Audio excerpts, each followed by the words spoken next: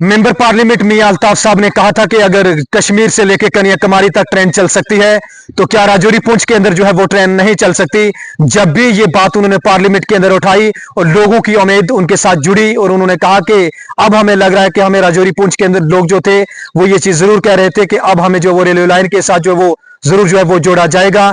जी हां दोस्तों और साथियों, वो दिन अब मुकम्मल हो चुका है। राजौरी पुंछ के अंदर बहुत जल्द जो है वो ट्रेन भी हमें जो है वो अब देखने को जो है वो नजर भी आएगी।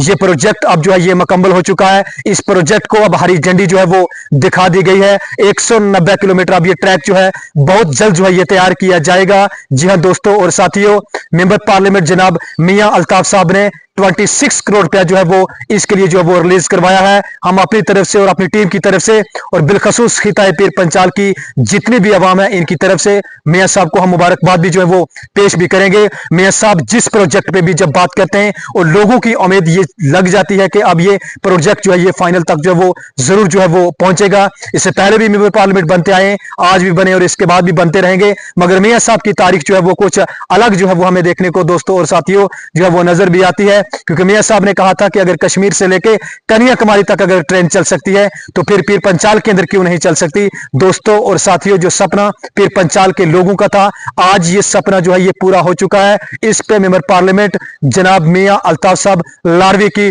स्टंप जो है वो अब इस प्रोजेक्ट पे जो है वो लग चुकी है।